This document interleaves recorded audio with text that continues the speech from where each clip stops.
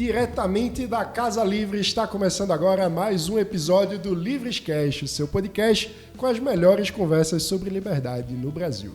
E você pode acompanhar tudo sobre o Livrescast, os cortes e quando a gente grava aqui na Casa Livres, no @Livrescast. Exatamente, segue lá porque a gente sempre está anunciando o dia e a hora das gravações, então você pode vir aqui na Casa Livres, conferir, fazer sua pergunta para o convidado, para a convidada, enfim, participar também do nosso podcast. A nova temporada do Livrescast acontece aqui na Casa Livres graças à contribuição de milhares de associados e apoiadores do Livres em todo o Brasil. Então, você também pode ajudar se tornando um associado ou fazendo um Pix em pix@eusolivres.org. Se estiver acompanhando pelo YouTube, pode apontar o celular para a tela no QR Code e fazer a sua contribuição. Meu nome é Mano Ferreira, eu sou jornalista, diretor de comunicação do Livres. Eu sou Débora Bizarria, economista e coordenadora de políticas públicas aqui do Livres. Eu sou Gustavo Gobi, jornalista, membro da equipe de comunicação do Livres. E quem temos aqui hoje, Mano Ferreira? Zeina Latifi, secretária de Desenvolvimento Econômico de São Paulo e ex-economista-chefe da XP Investimentos. Seja bem-vinda, Zeina. Obrigada. Muito legal estar aqui. além de autora do livro Nós do Brasil, Nossas Heranças e Nossas Escolhas. Zeina, antes de mais nada, muito obrigado por aceitar nosso convite, separar um tempinho para estar com a gente aqui. Nossa, eu que agradeço, né? Tenho certeza que vai ser um papo bem legal. Não façam perguntas difíceis, por favor. Nessa temporada, a gente está sempre começando com a mesma pergunta, que é, no Brasil de hoje, Zeina, você se sente livre? Opa, que pergunta difícil essa, né? Já começa, né? Essa já faz a gente pensar.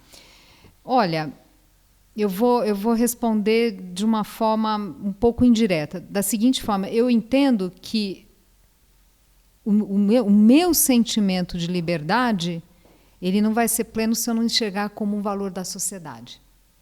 Então, uma coisa é a Zeina, que tem condições financeiras, que tem, né, formação, pude me beneficiar de universidade de qualidade, universidade pública de qualidade, exerço a minha profissão, enfim, posso fazer as minhas escolhas, mas é muito triste, na verdade, é uma coisa que tira o sossego da gente quando a gente percebe que essa não é uma realidade do país. Liberdade no sentido de você ter condições de fazer as suas escolhas, porque teve igualdade de oportunidades.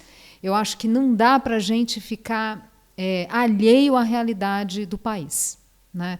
Quando a gente pensa na nossa cidadania, quando a gente pensa no amadurecimento nosso, individual, o amadurecimento da sociedade, se você não conseguir olhar para o outro, se você não conseguir ter empatia, se você não conseguir sentir as limitações que os outros enfrentam, eu acho que tem alguma coisa errada. Então, a minha resposta é o meio do caminho. Eu, pessoalmente, claro, a crítica faz parte, isso faz parte da vida, eu não vejo isso como algo que tolhe a minha liberdade. E eu me sinto em condições de tomar as decisões, as rédeas da minha vida, mas não é a realidade do nosso país, isso é uma coisa perturbadora. Muito boa essa reflexão. Eu já fiquei curioso por um aspecto. Você chama muita atenção para o fato de que, bem, para além de uma questão meramente individual, a gente sempre precisa pensar no indivíduo, no contexto que ele vive, no país, nesse caso. E você é filha de imigrante. Então, eu queria ouvir um pouco da tua reflexão nesse contexto. O Brasil é um país aberto para imigração, na tua visão? E qual a diferença para alguém que, enfim, sentiu isso na própria formação familiar,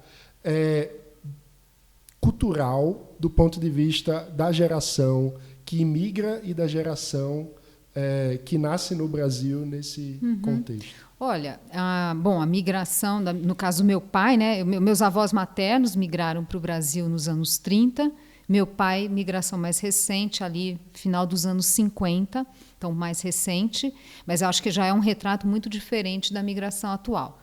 Então, eu acho que lá atrás tínhamos uma sociedade muito aberta ao fluxo migratório. mais aberta. Meu pai, pela experiência dele, ele passou certas dificuldades, mas aqui é importante fazer um recorte, que é o seguinte: uma coisa é você vir de um país rico, do Ocidente, com valores parecidos, a outra coisa, um jovem de 21 anos, muçulmano, né, palestino. É diferente. Para começar, ninguém sabia o que era Palestina, era turco, né? E meu pai teve as dificuldades né, de um rapaz que chegou sem patrimônio algum, sem saber a língua. A primeira ocupação dele foi ser mascate, né? Felizmente, bom, a Palestina era um mandato inglês, então meu pai tinha um inglês muito bom. Então, ele começou já, aparece uma aula de inglês, aparece alguma coisa, ele tinha um curso técnico e a vida seguiu. Então, ele trazia, usando o jargão dos economistas, ele tinha um capital humano. Então, ele foi vencendo essas dificuldades. E o Brasil era um Brasil que crescia, gente. Crescia muito. Então, havia oportunidades. A dificuldade que ele poderia ter no dia a dia, de um comentário desagradável, era, vamos dizer assim, compensado, mais do que compensado, por um país que trazia oportunidades. Então, eu vejo, por exemplo, meu pai, ele tem um amor profundo ao Brasil. Vou me emocionar. Uma gratidão enorme. Então, por exemplo, outro dia ele falou assim para mim: você tem que trabalhar para o seu filho não ir embora. O seu filho vai fazer a faculdade e ele tem que ficar para ajudar. Imagina um brasileiro falar isso. Né? Hoje o que a gente tem é assim: não, eu preciso preparar meu filho para ir embora do Brasil. Eu ia fazer, essa era a minha pergunta, eu tinha comentado com o Mano, que essa é a minha pergunta, que era como você enxerga não só o seu filho, mas o pessoal da nossa idade aqui, né? Jovens. Os jovens. A gente tá nessa. Meu pai, eu acho que se pudesse me mandar pra fora, mandava. Do tipo, eu não tenho mais idade para ir, mas você vai. Então eu queria saber como é que você enxerga, se você acha que dá para nós jovens a gente ter um pouco de esperança, qual é a sua visão? Na verdade, eu estou pondo as fichas em vocês, entendeu? Eu ponho as fichas em vocês. Assim, a minha geração, eu acho que a gente pegou... Eu vou fazer 55 anos este ano. Eu entrei na faculdade em 1986, né? Não tinham nem nascido ainda. Eu peguei ali, eu vivi aquele final de período militar. Eu vi o Brasil sofrendo muitos ciclos econômicos, as crises. Aliás, foi um fator que me inspirou para fazer economia. Eu me lembro ali, menina, né, e eu pensava assim: nossa, o Brasil precisa pagar a dívida externa. Eu falava para minha mãe: o Brasil precisa pagar a dívida externa. Né? Depois veio a maxi-desvalorização, e eu vi os economistas ali. Aliás, eu vi ali o professor Afonso Pastore, que veio a ser meu orientador no mestrado e doutorado, mas era a minha memória lá de trás ainda, de menina que olhava aquele Brasil tão sofrido, era nos muros, né, fora FMI, chega de caristia, era um Brasil muito difícil, né? Era realmente um Brasil muito difícil. Daí a gente viu todo o caminho até a estabilização do Plano Real, daí aquele respirar, vocês não fazem ideia, vocês não, assim, né, que bom que vocês não tiveram que viver isso, mas, enfim, o alívio que foi o Plano Real.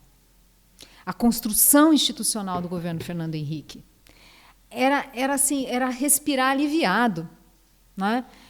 E aí a gente começou, por um tempo, teve claro, os ciclos econômicos aqui nunca são fáceis, a gente sabe das questões estruturais, mas você via a agenda avançar.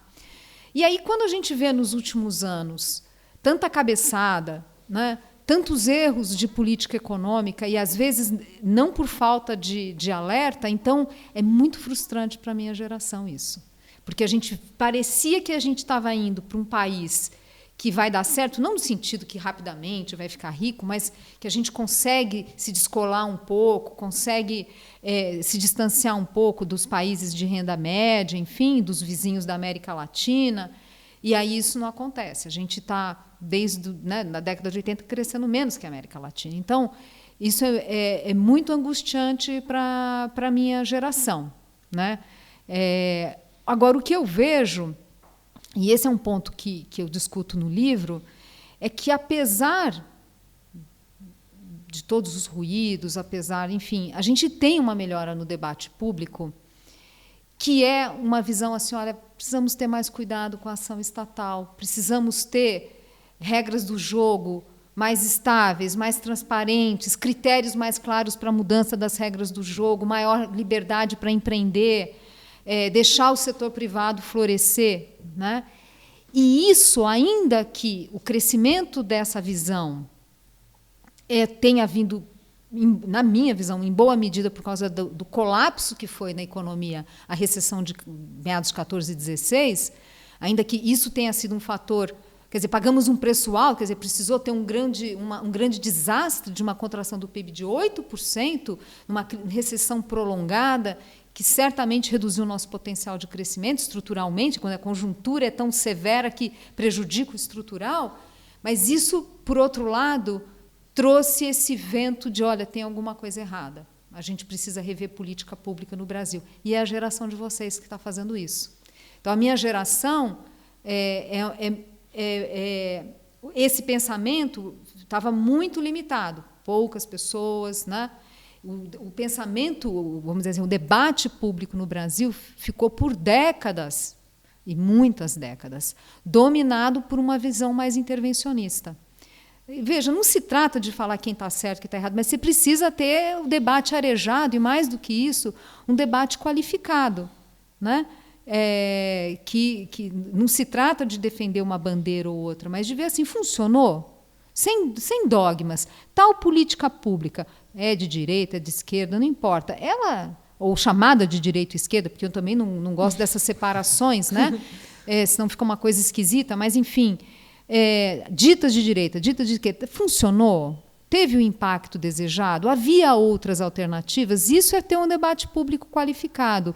E hoje eu vejo mais condições da gente caminhar para isso, né? E associo muito isso aos anseios da geração de vocês, né? Então, por isso que eu aposto muito nisso. A bucha é nossa, Débora, não tem jeito. Estou passando o bastão aqui. Eu acho muito interessante isso, porque eu diria que a minha família é fruto do Plano Real. Assim, quando eu nasci, a situação econômica da minha família era bem complicada. Minha mãe fez supletivo e faculdade quando eu estava entrando no ensino médio. Então, e minha família ascendeu muito no contexto da estabilização econômica. Então, tudo aquilo, para mim, eu via como, caramba, o país está melhorando, até de uma forma meio infantil, adolescente, mas eu sentia que... E eu tinha uma frustração muito grande ao ver o debate eleitoral, que eu também sempre gostei de acompanhar, e, sei lá, em 2002, o legado do governo Fernando Henrique foi apagado assim, na campanha. Em 2006, literalmente, vestiram macacão com logos estatais. E agora a gente vê candidatos à presidência meio que disputando os melhores economistas liberais estão no meu time. E aí eu digo, não, mas eu sou liberal. E aí, enfim, até alguns que não têm nada de liberais dizem que são liberais também. Então, dá uma sensação que, apesar dos pesares, o clima de ideias mudou, né? Enfim, existe deu uma arejada, eu diria, né? Deu uma oxigenada, assim. Isso. Acho que tem muitas pessoas também que não estavam ligadas na política ou mesmo na economia, com uma visão diferente, que começaram a participar desse debate e começaram a se engajar mais. Eu acho que naturalmente, por essa chegada de novas pessoas, deu uma oxigenada de ideias, assim. E, mano, pegando o gancho que você falou de migração, que eu ia fazer uma pergunta para a Zeina, migração no sentido, você estava no mercado e agora passou para o Estado, né? O outro lado da moeda, agora no governo de São Paulo. Queria saber como é que foi essa transição para você e como é que está sendo esse desafio de estar do lado de lá, muito bem. digamos assim. A gente sempre faltou dizer o lado negro da força, né? Não, mas é porque, bom, como liberais, a gente sempre, né, olha para o Estado com receio, que é menor intervenção do Estado. Então, quando a gente está do outro lado, a gente tem essa oportunidade de fazer isso. Então, é interessante ouvir. Eu vou aproveitar e pegar a ideia do corredor narrow corridor, né? Do Acemoglu. Precisa ter também Estado forte, né, para garantir a oferta de serviços públicos de qualidade, enfim, né? O que não significa o Estado grande, né? Mas o Estado forte. Segurança institucional, segurança pública, né? Qualidade, a tal da liberdade para ser garantida, né? Esse é o tom do livro. Também precisa de um Estado forte, né? Mas enfim, tem uma aí pedir a paciência de vocês contar uma historinha para vocês. Eu não sou uma pessoa assim de ficar fazendo planos, agora eu vou fazer assim, agora eu vou fazer assado, eu não tenho muito isso. Mas, até pela aquela visão um pouco adolescente ainda, né? Então eu pensei assim, quando eu entrei na faculdade, eu pensei assim, eu não sei o que vai acontecer, eu gosto de economia, eu gosto desse negócio, eu vou fazer, e aí eu vejo que... Né, eu não ficava... Mas eu pensava assim, acho que faz sentido eu trabalhar no setor público em algum momento. Assim, é uma coisa que eu pensava assim, acho que pode fazer sentido. Né? Mas, de novo, sem grandes planejamentos. Aí, em algum momento, eu fui fazer estágio e cheguei a trabalhar como técnica numa secretaria de Estado. E aí, não foi foi uma experiência interessante, mas eu saí muito decepcionada na época. Então, eu pensei, não, esse negócio não é para mim. E, naturalmente, você vai, termina a faculdade, eu fiz meu mestrado, fiz meu doutorado, eu sabia que eu não queria carreira acadêmica, achava que não era o meu perfil, porque o acadêmico ele precisa colocar o foco em um tema, e eu percebia que essa não era a minha natureza, eu gostava mais, e o livro mostra isso, eu gosto de abrir, né? Então eu pensava, bom, eu não seria uma boa acadêmica, não é o que me inspira. E aí, naturalmente, acabei caindo no mercado financeiro. Lá fiz minha carreira, né? Fui muito feliz no mercado financeiro, mas tem uma hora que tem ciclos que vão se completando, você fala, puxa, né? Então, encerrei minha carreira no mercado, acho que meus interesses já foram começando a ir para outras áreas. Então, a ida para o mercado financeiro, a ida para o setor público, ela tem várias coisas aqui. Um ciclo que se concluiu no mercado financeiro, não quer dizer no setor privado, mas no mercado financeiro, uma parte isso, quer dizer, um momento que eu poderia fazer isso que eu estou fazendo. E um sentimento, assim, sem querer parecer assim, sentimental, mas eu posso dizer para vocês que é verdade. Assim, uma gratidão muito grande à sociedade que financiou meu estudo. Né? Tem uma história aqui de família, eu falei só do lado do meu pai, mas falar do lado da minha mãe.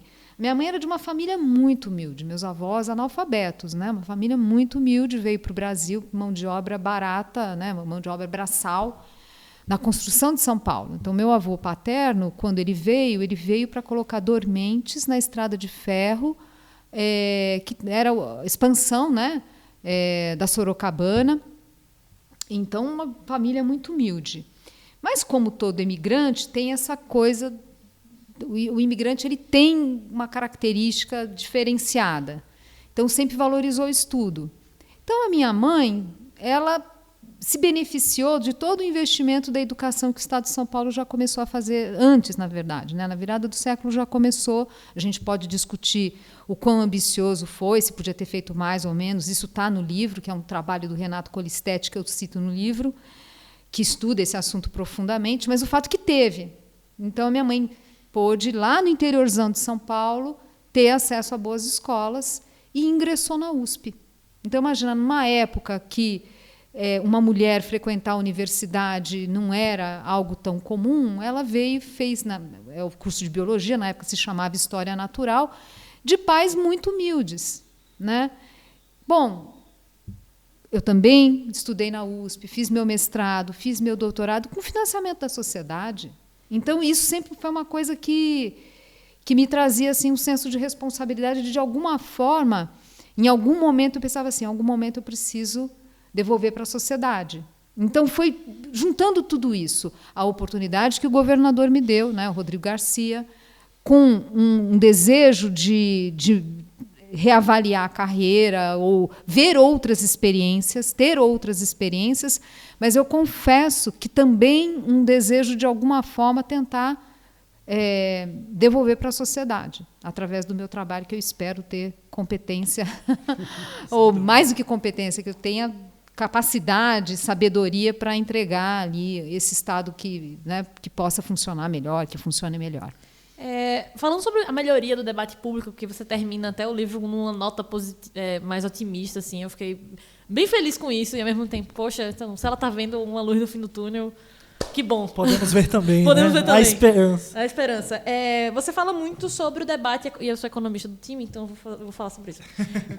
Você fala muito sobre o debate dentro da academia e economia, né? Você até mencionou a frase do Marcos Lisboa sobre a avaliação de políticas públicas, tem que ser feita com rigor, tudo. E eu queria saber, assim, você fala, né, sobre o crescimento da CEPAL e a maneira como essas ideias mais, assim... De que o crescimento só pode vir através de industrialização, de um planejamento via Estado, encontrou muito eco na indústria, né, nos industriais, e isso para a esquerda, para a direita também. Só explica para quem está assistindo por acaso não sabe o que é a CEPAL. Boa. A CEPAL, eu sou péssima com siglas, mas basicamente, explicando da forma mais simples que entendo, é o Centro, né, de Desenvolvimento para a América Latina. Então você começa com Raul Prebisch, e o não mais famoso no Brasil, representante das ideias da CEPAL, foi o Celso Furtado, né? E, bem, você fala isso e eu queria saber, assim, você acha que a gente, na sociedade, os liberais conseguiriam, na sociedade, encontrar parceiros estratégicos para ajudar a gente a defender as ideias, tal como foi a CEPAL, vamos dizer, e o pessoal da indústria que acredita nesse desenvolvimento? Você acha que existe um caminho para a gente conseguir... vamos dizer assim, representar melhor a sociedade, né? Não ser aqueles liberais que ficam falando de mercado, de economia, de um jeito super abstrato, de macro, né? Do câmbio, e ser liberais que estão preocupados realmente com o desenvolvimento e a possibilidade das pessoas de terem oportunidades. Olha, bem interessante essa sua pergunta. De fato, lá atrás teve uma convergência, quer dizer, primeiro contextualizar, a CEPAL tinha... Antes disso, um sentimento no pós-Primeira Guerra, pós-crise de 30, de maior intervenção mesmo. Só que depois da Segunda Guerra já começou a mudar e a gente continuou nesse caminho. O Brasil, desse aspecto, a gente se distanciou da experiência mundial, né? E porque houve essa convergência em relação a uma visão de industrialização do país, correto ou não, enfim, isso preponderou. O ponto é que acho que a gente... acho que ficou muito tempo marcando o debate apenas por essa vertente mais intervencionista. E sem a devida cautela, porque não é que a gente vai falar, não pode ter intervenção, mas precisa ter mais cautela. O Brasil ele não destoou por ter intervenção estatal, mas pela intensidade, pelo escopo amplo, né, pela falta de avaliação também, pelas né? várias partes da economia ali, enfim, né, afetando bastante o sistema. Agora, isso dito... O que também se associa com o regime autoritário, né? Que, enfim, Vargas e os militares implementam a visão assim sem um espaço de contestação. Mas era uma visão muito generalizada, viu? Tanto é que a gente viu depois, né, no governo Dilma, por exemplo, o próprio Samuel Pessoa fala, né, ele compara muito com ainda que a gente saiba das diferenças, mas com o que foi o governo Geisel, né? Ele coloca, então por isso que eu não colocaria, mas eu concordo com você que em alguns momentos isso pode gerar essa correlação. Agora a gente tem que lembrar, por exemplo, o contrário, quando a gente pensa do tipo de intervenção que houve na Coreia, mas com foco em educação, em foco em resultados. Então, também um governo que, na época, não era uma democracia, mas começa uma política de maior intervencionismo, só que com outros parâmetros. Então, também é complicado isso.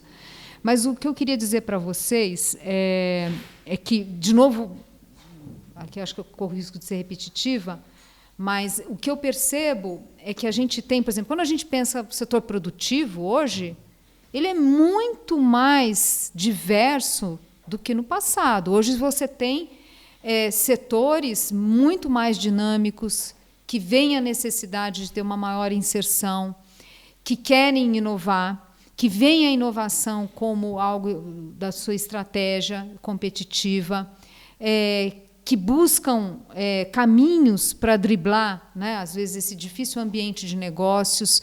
Então, eu acho que o país, nesse aspecto, está muito mais plural, e aí isso se reflete no debate, vocês capturaram e verbalizam isso. Então, eu acho que vocês têm, sim. Né? Eu acho que tem uma grande parcela da sociedade que já vê desta forma. Claro que a gente pode discutir da profundidade do debate, o quanto a gente pode avançar de forma mais célere nesse debate mais qualificado, num contexto em que, de um país com a economia, com um ciclo econômico tão acidentado, com a desigualdade de novo piorando tanto. Então, assim, eu sempre coloco assim, um ponto, vou falar rapidamente de conjuntura, mas para fazer meu ponto. A gente vê, por exemplo, a volta do mercado de trabalho, né? Mas absolutamente desigual. Absolutamente desigual. Por quê? Porque tem novas tecnologias, daí você tem algumas ocupações que deixam de existir, as mudanças de hábitos na pandemia. Então, quando você olha o mercado de trabalho, tanto da criação de vagas quanto do rendimento, é muito desigual. Você tem, de um lado, um grupo que está se dando muito bem e o outro que está sofrendo muito impacto de tudo isso. Esse quadro de desigualdade, e que impacta na liberdade das pessoas ou na não liberdade, ele dificulta o debate, né? Porque gera polarizações excessivas, gera mais do que isso, a polarização não é a intolerância, a dificuldade de entender o argumento do outro. E, ao mesmo tempo, o apelo a políticas populistas, né? Então, assim, na minha opinião, o grande desafio, se me permite, de vocês é conseguir navegar no corredor estreito aqui do populismo, né? Conseguir encontrar o espaço para trazer para a sociedade, para trazer para o debate público essa necessidade de ter uma visão mais arejada em relação à ação estatal mais cuidadosa, num mundo que está muito difícil a gente discutir racionalmente os temas comezinhos, né? Nem estou falando de grandes estratégias, às vezes são temas comezinhos. Vamos discutir a meia entrada da atividade cultural? Você não consegue ter, muitas vezes, uma discussão racional, né? Então, na minha opinião, esse é o maior desafio. Você fala de mudar o sistema tributário e fazer uma coisa uniforme, aí diz, então você quer taxar o livro? Isso. Que aí coisa... você não consegue ter um debate racional, baseado em evidências, né? Estudando as políticas públicas. Não. Então, quem é o leitor do livro? Será que tem uma forma melhor de trazer a sociedade, de trazer os mais vulneráveis para que eles, de fato, consumam, né? De fato, eles tenham um hábito, desenvolvam um hábito da leitura? Eu me lembro, até por causa de um artigo, enfim, que eu fui olhar esses números e tal, era dessas pesquisas sobre leitura, e, assim, uma boa parte do hábito de leitura é a Bíblia, na verdade, no Brasil, né? Daqueles que leem, uma boa parcela é a Bíblia. Daí você vai olhando por faixa de renda, quem que mais lê do grupo, né? Tirando a Bíblia, né? Daí você percebe que realmente tem uma clivagem clara social. Daí você vai fazendo o argumento de que, olha, talvez pudesse usar esse recurso dessa renúncia tributária para estimular a leitura de outra forma. Será que bibliotecas públicas sempre atualizadas nos bairros, será que tem outras opções? Qual o papel dos professores? Será que a gente consegue estimular a leitura por ali? E não simplesmente fazer aquilo que supostamente é mais fácil, né? Bom, você faz a isenção tributária, é fácil, né? O problema é que ela não funciona. E corre o risco de ser injusta socialmente, né? Então, só que esse debate, ele é para tudo. Assim, a gente teria que ter condições de fazer um debate técnico. E se alguém traz um argumento, um estudo novo, uma nova evidência, vocês mesmos vão falar, opa, a gente vai reavaliar. A gente estava acreditando que o caminho era por aqui, mas a gente descobriu uma política pública assim assado que funcionou bem. Mas se você não consegue nem isso, pôr a bola no chão e jogar, aí fica difícil. Então, para mim, de novo, eu repito, esse é o maior empecilho. E eu sinto que muitas vezes o debate acaba contaminado por uma visão como se a solução para virarmos um país desenvolvido tivesse em coisas ou objetos, ou vamos ter uma grande indústria naval e agora as coisas vão. E parece que a gente perde tempo de pensar sobre como desenvolver as pessoas no lugar de desenvolver. O Tom Palmer coisas. bate muito nesse ponto, né? De que tem uns grupos políticos, para não fulanizar os agentes políticos, tem uns grupos políticos que têm essa mania de realmente focar nas coisas, em construir coisas o tempo todo e não focar na maior riqueza do país, são as pessoas, né? Assim, e a capacidade... Você falou, né, que seu pai, apesar de todas as dificuldades, porque tinha um capital humano, conseguiu vencer no Brasil qual era a década que ele veio? Ele veio no final dos anos 50, mas ele pegou o crescimento dos 60, dos 70, Brasil que crescia, e ele teve condições de aproveitar, né? Participar dessa festa, né? Exato, então é uma obsessão estranha às vezes, né? A pergunta que eu ia fazer é como convencer as pessoas, como defender no debate público que, gente, vamos pensar como dar ferramentas para as pessoas se desenvolverem e aproveitarem as oportunidades. Isso é importante. Só complementando, então, essa fala de vocês, quando a gente olha a literatura, e também está no livro, quando a gente olha a literatura do que fazem nações ficarem ricas, e aí eu não estou falando especificamente a Acemoglu, eu estou falando assim, o que teve de pesquisa empírica desde Douglass North, quer dizer, pegando um amplo... assim, na hora que vai olhar, mas qual instituição, mas qual regra do jogo, assim, aonde tem realmente consenso é na questão da educação. Não só pela questão da formação de mão de obra, mas porque você cria capital social, capital cívico, né? Você cria sentimento de identidade, aumenta a coesão social, e isso tudo reforçando, né? Reforçando a confiança na sociedade. Daí você não precisa ter regra para tudo, porque tem mais confiança em terceiros, enfim, a educação como um fator central aqui. Isso está tão consolidado na literatura, mas assim, não era para a gente estar discutindo a importância de cuidar das pessoas, porque isso é muito consolidado. Né? Que você tem que, e aí aquela coisa, tem que cuidar da primeira infância, que as chances dessa pessoa se desenvolver e o filho dela, e o que o capital humano ele acumula a pessoa com ela mesma e aquilo que ela transmite para o filho, né? Toda a pesquisa do Naércio, enfim, do INSPE, quer dizer, você cuida da pessoa e ela vai, a pessoa que atingiu o ensino superior, ela tem mais chances do filho também ter. Ao contrário, eu não me lembro o número, mas um múltiplo, né? Muitas vezes mais você aumenta a chance daquele filho conseguir também cursar o ensino universitário. Engano, a cada 100 que tem ensino superior, 70 filhos também tem. E no caso dos que não têm, a cada 100 pais são 4 filhos. Eu ia chutar 2, mas pode ser. Minha memória não... Mas é isso. O número é muito gritante. Mas o ponto é que isso está muito consolidado na literatura. Que assim, primeiro cuida das pessoas, né? Eventualmente você pode ter intervenções para proteger um setor. Por exemplo, outra coisa que também tem na literatura é que assim, quando você fala em atividade de inovação, e a inovação às vezes não é a grande descoberta, né? Precisa do apoio estatal? Precisa. Difícil a gente enxergar só o setor privado, dependendo da inovação, só o setor privado dando conta desse financiamento, porque são atividades de risco, né? Então, faz sentido você acoplar capital privado e o setor público. Mas, assim, no caso da educação, não tem debates aqui.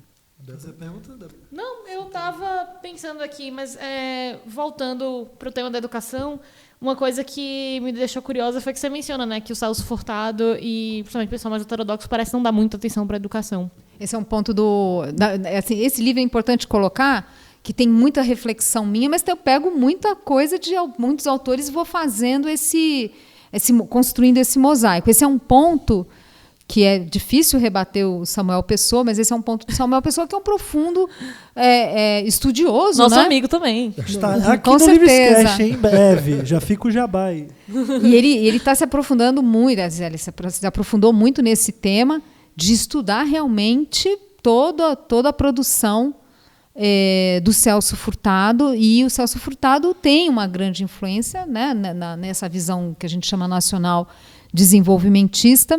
E a ironia é que pouca atenção foi dada para a educação básica, e mesmo hoje, se você percebe, se você for olhar alguns debates, de fato ainda tem muito essa visão, não, é o investimento, para a gente fazer o catch-up, a gente tem que fazer o investimento no ensino superior, que é uma visão que eu realmente não concordo, mas, de novo, não concordo em função do que a pesquisa acadêmica mostra, né? Que a taxa, que o retorno é muito maior se você garantir a primeira infância, se você garantir a educação básica. E que isso precisa ser, é uma função do Estado.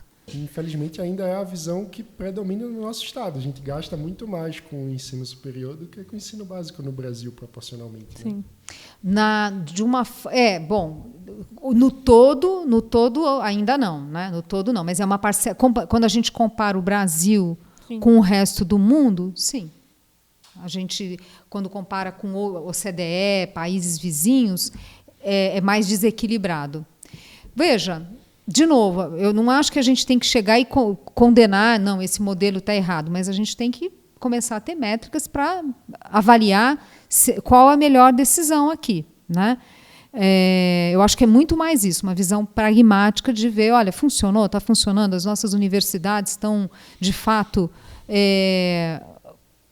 cumprindo a sua missão, tem um papel sendo desempenhado que é importante, tem um papel no sentido de atender camadas, né, das várias camadas da sociedade.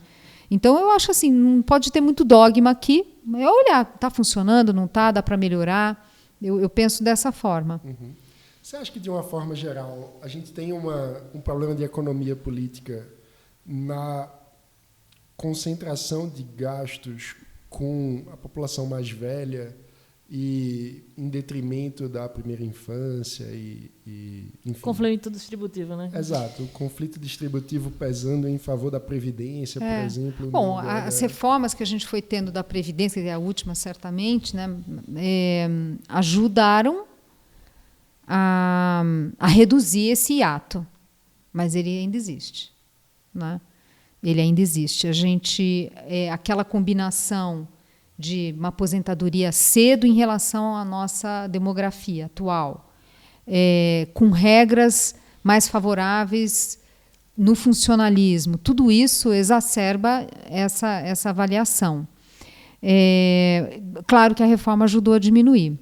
Agora, é importante a gente colocar o seguinte, que quando a gente fala em educação básica, hoje, ainda mais por conta da própria demografia, a gente vai ter, claro, né, menos pessoas, menos crianças entrando na rede pública. Então, a nossa questão aqui, hoje, é muito mais de qualidade. É muito mais de qualidade daquilo que a gente está gastando em educação, que a gente está despendendo em educação. Então, independentemente do direcionamento de recursos, porque, de repente, daqui a pouco vai ser... Daqui a pouco não, cada vez mais, a gente vai ter que gastar com saúde, né? O país envelhece, aparentemente, pelo menos os especialistas colocam isso, que eventos na área da saúde tendem a ser mais frequentes porque eles estão associados à questão do meio ambiente, muitos colocam essa relação, né?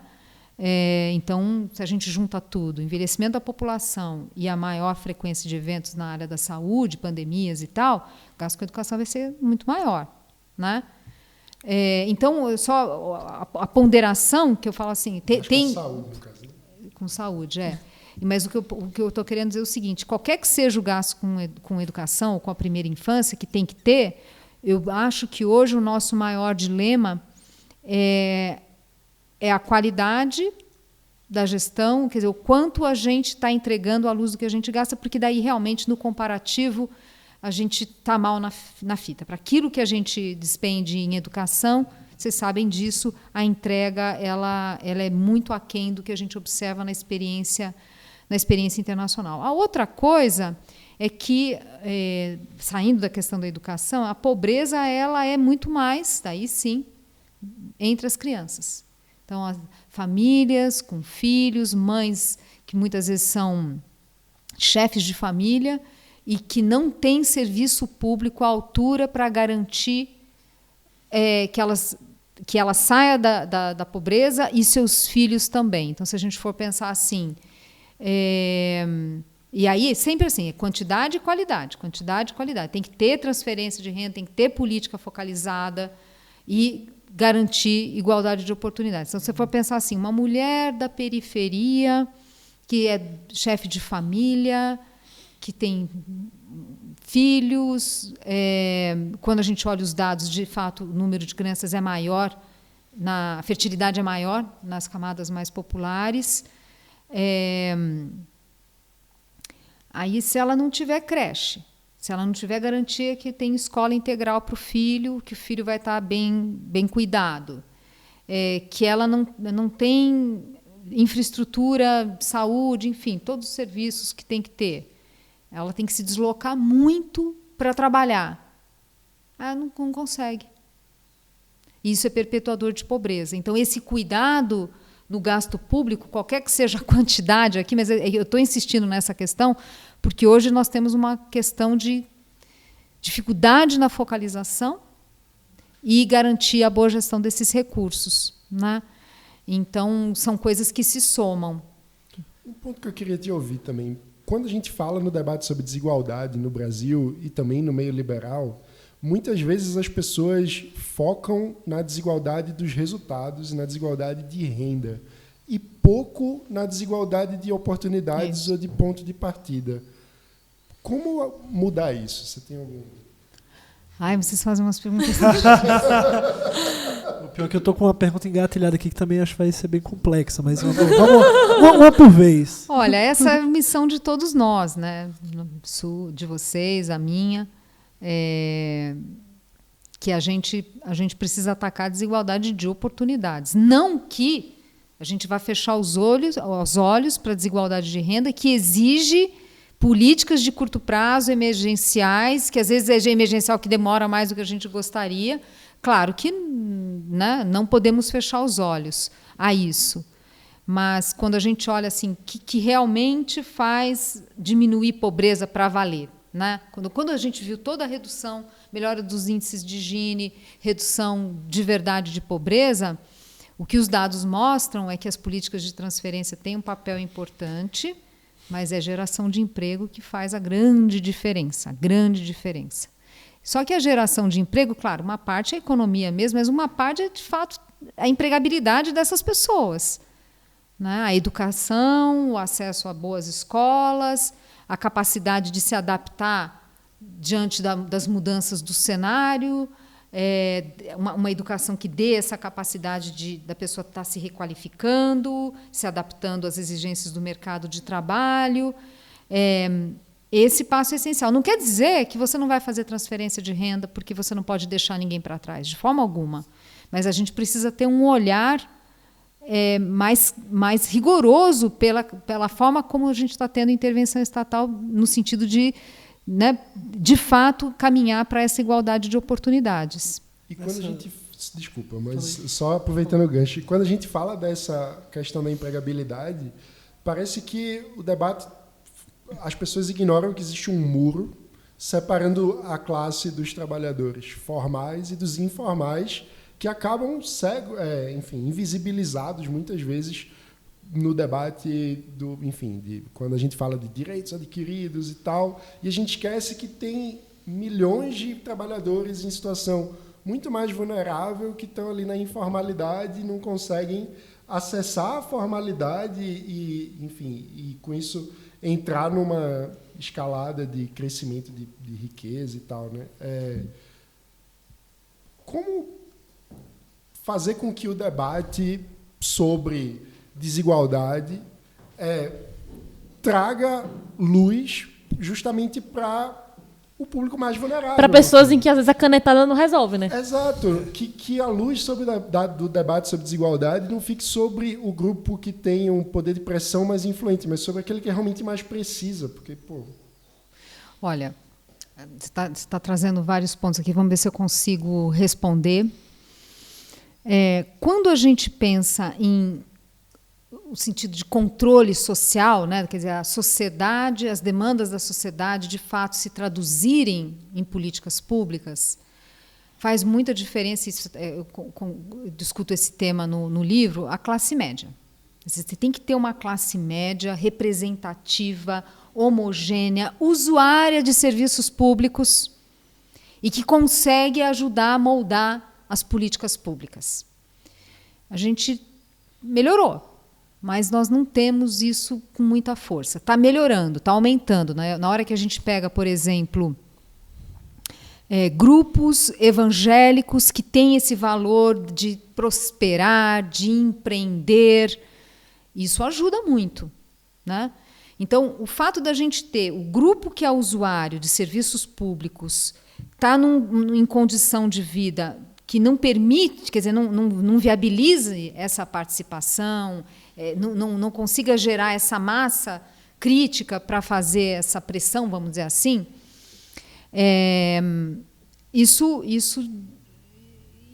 é um fator que dificulta essa tradução daquilo que a sociedade precisa de fato e como isso chega na demanda política. Claro que a gente pode discutir se o sistema político, se a gente ia ter que ter mais reformas do sistema político para que consiga ter essa representatividade, mas num passo anterior, quer dizer, hoje a gente nem tem esse grupo, né, que gere essa dinâmica que os economistas chamam de ação coletiva. Que não quer dizer que é coordenada, mas é a sociedade de alguma forma se manifestando. Ela quer buscar o seu bem-estar e esse movimento, quando tem volume, por isso que tem que ser uma classe média mais homogênea e representativa, e com essa capacidade, isso faz diferença. E aqui no Brasil a gente não tem exatamente isso. Aquele conceito da sociologia de classe média, que tem acesso a bens de consumo durável, e que, portanto, exerce esse papel, a gente não tem. Então, por exemplo, o Brasil ser um país em que a gente teve muito tempo escola fechada, e a gente não pode chegar e falar não é culpa do governo. Não, nós, como sociedades, nós toleramos isso. Porque os nossos filhos estão no home office, tendo aula, né, no remoto. Então, no fundo, o que eu estou querendo dizer é aquelas pessoas muito vulneráveis, elas precisam ser cuidadas. E a gente tem uma responsabilidade de não deixá-las para trás. Ainda mais eu agora que estou trabalhando, sou gestora. Então, a gente tem que ter um olhar. Agora, do ponto de vista de ter uma dinâmica em que você tem maior participação da sociedade, a sociedade trazer essas demandas para o setor público, é outro grupo. E esse grupo ele vai aos poucos crescendo. Em parte foi nas ruas em 2013, uma parte. 2013, quando eu vi uma pesquisa mostrando os perfis, né, de pessoas que foram nas ruas. No 2013 foi uma coisa mais ampla, foi realmente os batalhadores ali, não era só uma coisa de classe mais alta, né? Então, assim, eu acho que tem um sentimento no Brasil. Eu acho que ele existe. Eu acho que ele está precisando ganhar espaço dentro desse debate político, muitas vezes, que não permite discutir o que realmente a gente precisa para o país, né? Então, ao mesmo tempo que o desafio de vocês é enorme, a missão é uma missão assim, que é isso aí, é o caminho de vocês aqui, né?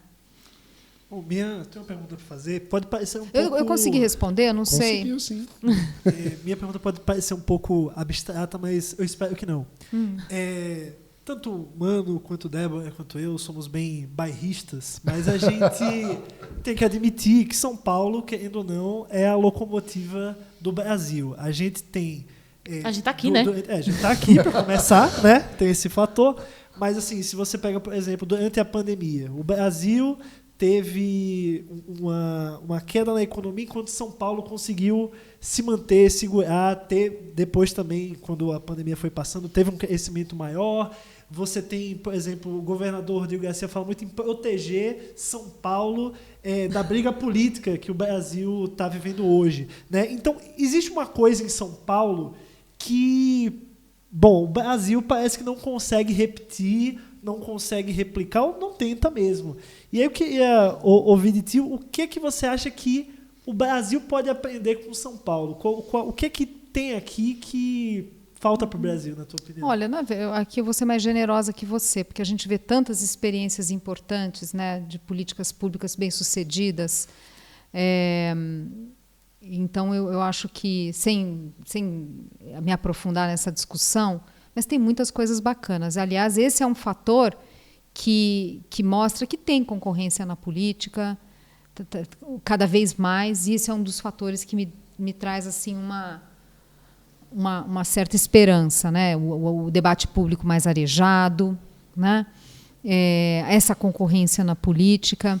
Agora, eu acho que São Paulo tem umas coisas interessantes, quer dizer, é um estado que eu costumo dizer que assim, o estado de São Paulo criou suas vantagens comparativas, né? Quando a gente, ali início do século passado, o estado começou a já despontar com investimento em educação. Daí você fala, mas é porque estava tendo bastante receita do café e tal. Podia até ter feito mais, mas o fato é que foi feito um direcionamento. Tivemos reformas importantes, né? Todo o investimento que foi feito nas universidades, daí a gente pode discutir daqui para frente como é que fica, né? Eu acho que o debate público ele é absolutamente válido, mas que teve um papel muito importante. Os vários institutos de pesquisa, a gente fala das universidades, mas são vários institutos de pesquisa que a gente tem e áreas de excelência, né? Na saúde, na pesquisa do lado agro. Então, assim, a gente tem várias áreas de excelência e que foi fruto de ação do Estado. Claro que tem sempre, não podemos nunca deixar de valorizar as próprias demandas da sociedade aqui, mas teve um Estado que foi construído, né, por esse aspecto.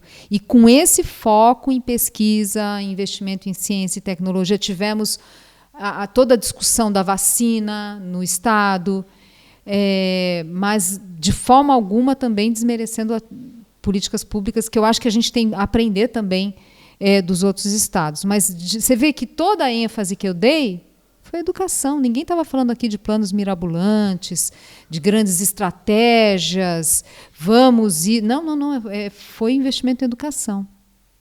Você quer expandir um pouco mais sobre isso? Porque, assim, a gente que é do Nordeste cresceu ouvindo coisas, não, a gente só vai crescer se tiver milhares de indústrias automobilísticas e coisas assim, porque a gente vai ficar igual ao Sudeste e a gente vai crescer.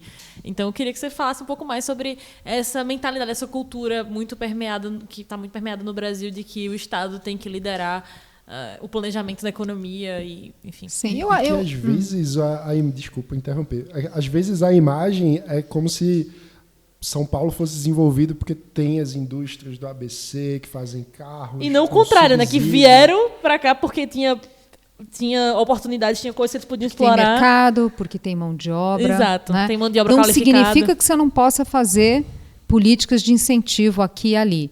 Mas é bastante claro que o fôlego disso não é a política. O que dá fôlego não é a política de incentivo.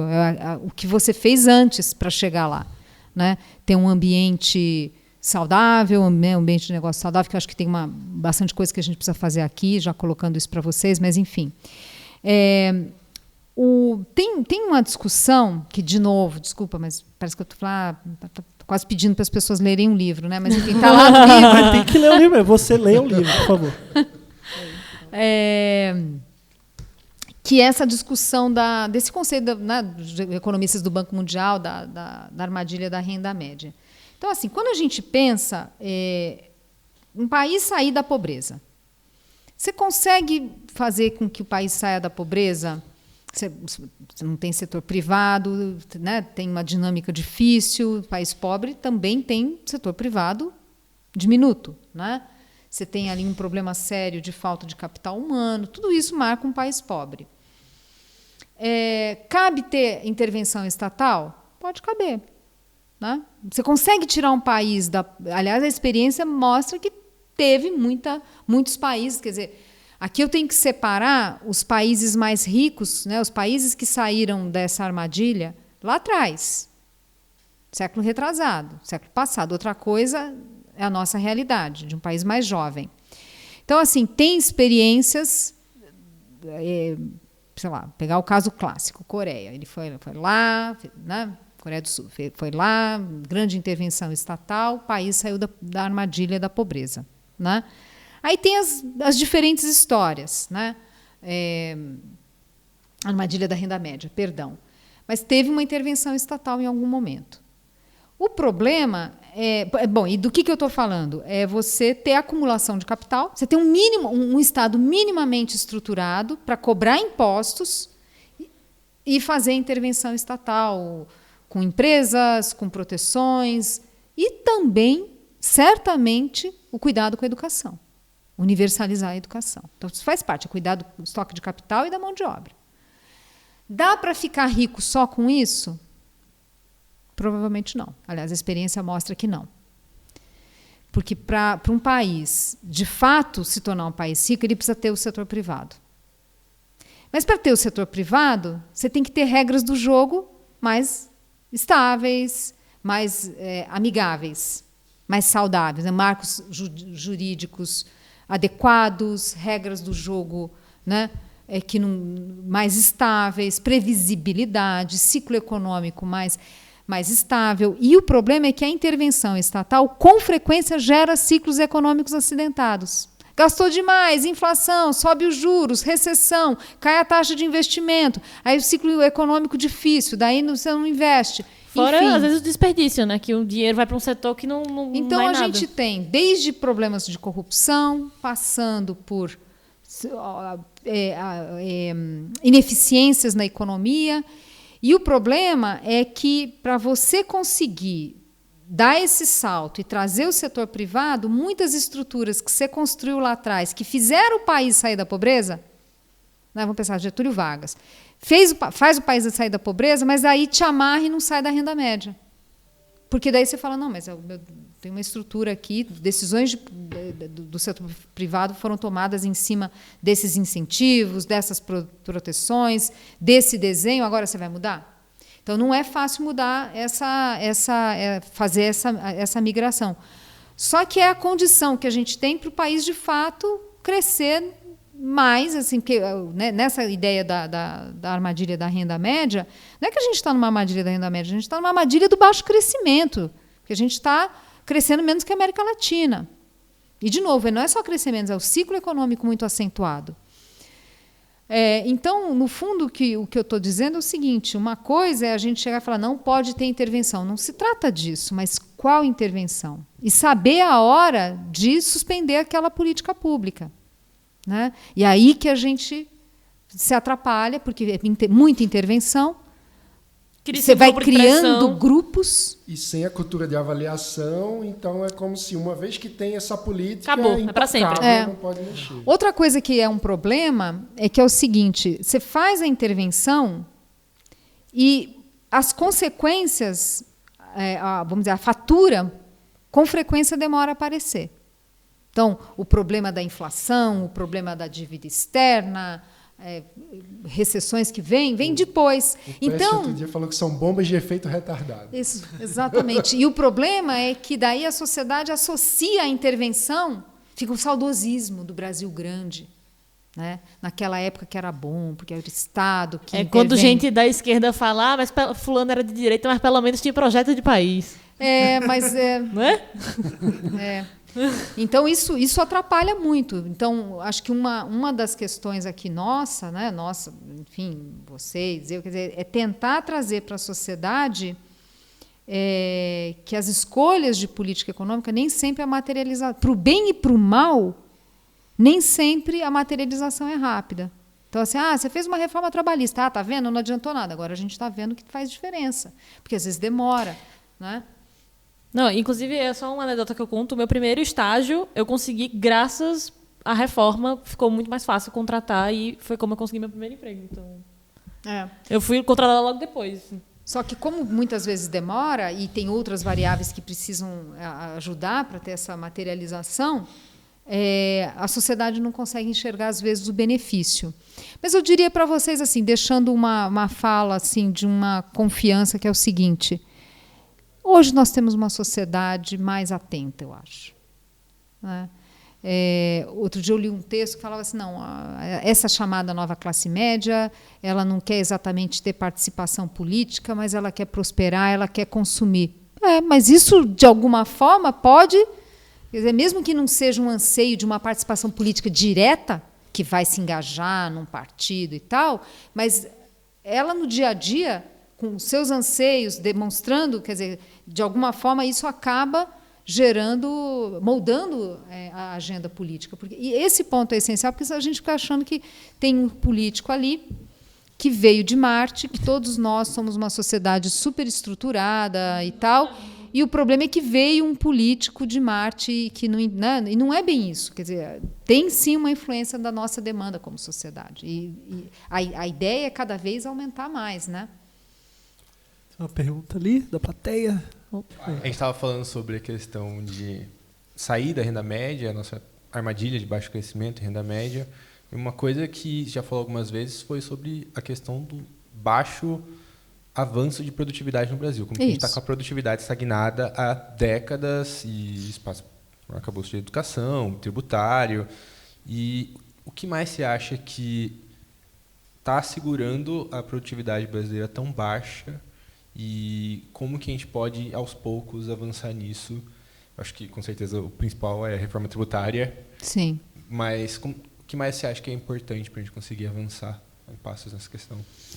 A gente está numa situação de ter que eleger prioridades, né? Porque, se a gente for olhar, tem vários elementos que podem explicar essa baixa produtividade. Então, começa com baixo investimento em capital humano, não é? O ambiente de negócios difícil que deprime, o ambiente mais instável deprimindo o investimento e, portanto, também a inovação e ganhos de produtividade. Então, acho que a gente está no momento de identificar prioridades, né? Então, eu diria para você o seguinte: educação, essa não tem como fechar os olhos, ainda mais porque, como a fronteira da tecnologia ela avança muito, então, assim, precisa ser prioritário, né? E, de novo, não se trata de direcionar mais recursos, se bem que vamos precisar muitas vezes, né? Quando você fala, por exemplo, a própria questão do Estado de São Paulo, a gente está falando de escola integral, né? A gente está falando de garantir ensino técnico para todo jovem que fizesse escolha no primeiro ano do ensino médio, para cursar no segundo e no terceiro, e ter a dupla diplomação, né? Nosso né, objetivo é atender essa demanda, né? E, obviamente, com qualidade. Então, claro que envolve, sim, mais recursos. Mas não há dúvida que tem uma questão aqui séria, né, de qualidade de gestão. Quer dizer, como é que a gente consegue também aumentar o capital humano dos professores, né, na requalificação, na valorização da carreira. Então, toda a pesquisa acadêmica nessa área mostrando a importância do capital humano do professor, né, a qualidade do professor. Então, claro que eu não estou fechando os olhos a isso, né? Agora, feita essa colocação, que acho que é ponto pacífico, sobre a questão da educação, a gente tem uma questão séria de ambiente de negócios mesmo, né? E nós ficamos muito tempo falando, porque a taxa de juros, porque a taxa de juros. Eu acho que é muito mais o ambiente de negócios. Ambiente difícil, o ciclo econômico acentuado, você não sabe para onde vai a economia, mas essa questão das regras do jogo, e aí entra a questão tributária. E o problema, aí eu vou, quase uma análise filosófica aqui, mas eu acho que vale a pena. Pode ir, aqui seja livres para. Então tá, obrigada. Livres para. Que, assim, a gente não teve, na nossa história, realmente a questão da inovação como um ponto central e tal. Então, tem trabalhos que eu cito no livro, pegando o que era a comparação, por exemplo, dos nossos fazendeiros no Brasil vis-à-vis o sul dos Estados Unidos, porque era tudo latifúndio, lamentavelmente escravagista. Já tinha diferença ali. Os nossos eram mal formados, lá eles não, eles tentavam inovar, participavam, se organizavam, faziam feiras, escreviam, tinham publicações para falar das suas experiências. Uma vida cívica maior, assim. Né? Não, e uma business oriented. Aliás, nessa literatura era até assim a forma como tratavam o escravo, era business oriented. Olha aqui, eu preciso ensinar essa técnica nova aqui porque ele precisa ser mais produtivo. Né? Veja, não estou fazendo nenhum julgamento aqui, mas assim, o fato é que tem não tinha essa coisa mais de inovação. E nessa literatura, o que mostrava, que é um cara chamado Graham, ele fala assim, olha, aqui, muitas vezes, o produtor rural estava mais preocupado em ostentar, em coisas menores e não cuidar da sua produção. Não tinha o mesmo capital instalado, bens de capital para aumentar a produtividade, né? Não fazia o mesmo investimento, não havia aí na coisa da ação coletiva, que entra a mesma preocupação em ajudar o financiamento da infraestrutura, então, grupos que se unem para vamos abrir uma estrada. O setor privado faz isso. Então, vamos fazer. A gente se une aqui, que tinha mais presente lá. Então, assim, o Brasil começa como nação, também como um país em que vamos dizer, o setor produtivo, entre aspas, né, também não tinha a mesma visão já mais capitalista, vamos dizer assim, que a gente viu, por exemplo, nos Estados Unidos fazer essa comparação, né? Então, daí a gente reforça isso com grande intervenção estatal, que também tira esse animal spirits, né? Acaba enfraquecendo, porque é o Estado que vai cuidar. Né? Eu vou garantir minha competitividade por meio das proteções estatais, não por meio do meu investimento em produtividade. Aí não dá muito certo, o país fica uma economia acidentada e reforça. Então, você vai construindo camadas, né? De repente, teve ali uma coisa inicial, economia latifundiária, aí você vai criando camadas aqui que vão reforçando esse tal patrimonialismo, que vai mudando de cara, mas continua, e inibe essa... é um ambiente, né, de menor competição, muitas vezes, e inibe esse desejo, né, essa motivação, perdão, para investir, para inovar. Então, por isso, assim, a gente precisa melhorar o ambiente de negócios, mas a gente precisa um período mais longo de estabilidade para ir rompendo isso. Quer dizer, você vai gerando mais estabilidade. Não é que cada presidente que chega destrói o que o outro fez, vai buscando dar continuidade às políticas que deram certo, vai avançando, vai ampliando, né? São novos desafios que vêm. O primeiro fez isso, o segundo fez aquilo, vai ampliando, vai expandindo, né, o avanço. Para gerar um ambiente mais propício e, obviamente, isso ajudar a trazer mais essa... E abrindo a economia, né, porque a concorrência é essencial. A concorrência é uma coisa desagradável, mas ela é essencial para tirar a gente da zona de conforto. Eu, vocês, todo mundo. Então, para ir criando essa cultura, vamos dizer assim, esse movimento, assim, de fato, colocar a competitividade como um elemento... a inovação, o investimento em capacitação, enfim, como estratégia do setor produtivo. Aqui entra um ponto que eu acho que é importante falar. A gente vê também, a gente falou de uma nova classe média que vê em valores, de querer empreender. A gente falou do debate que a geração de vocês traz e oxigena. Mas isso também tem no empresariado. Não é mais um grupo homogêneo aqui. A gente tem setores dinâmicos, investindo, querendo competir. Então, por isso que eu não tenho uma visão negativa do país. Eu fico preocupada com a lentidão dessas coisas. Eu ia acrescentar de que o que ela acabou de falar sobre a nossa classe produtiva, a origem escravista dela, dialoga com o que o Joaquim Nabuco fala em O Abolicionismo, sobre como que o regime escravista também escravizou a mente dos escravizadores, que se tornaram dependentes do Estado, se tornaram anti-inovação, se tornaram fechados para o resto do mundo. Nas palavras dele, seria: a escravidão fossilizou em nós o seu molde, né? A nação é o seu molde. Muito bom.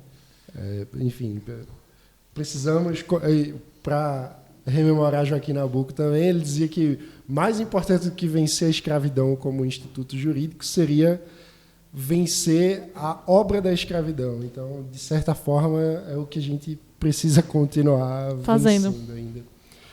Zeina, muito obrigado por essa conversa. assim como a gente tradicionalmente começa com uma pergunta, a gente acaba com outra.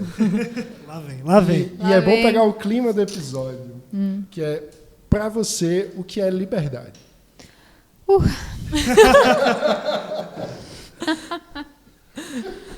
Olha, vocês fazem uma pergunta muito difícil. Liberdade não é a gente fazer o que a gente quer, do jeito que a gente quer, o que deu na telha, que dá na telha, né? Eu não vejo dessa forma. Mas eu vejo como a possibilidade de, diante, né, de limites, que é os limites impostos pelo respeito ao outro, vamos dizer assim, né? Um desenho ali mínimo, civilizado, né, das regras do jogo, social, eu consegui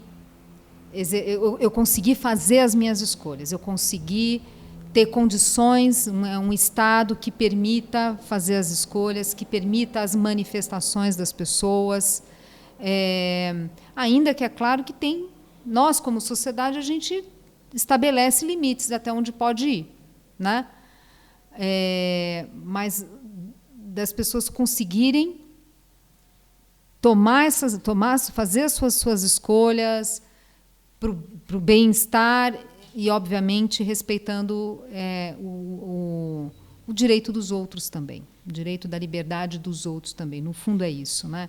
O que eu estou querendo dizer é que eu acredito em regras do jogo que propiciem essas escolhas, que deem essa liberdade para as escolhas, mas de forma coletiva. De forma coletiva.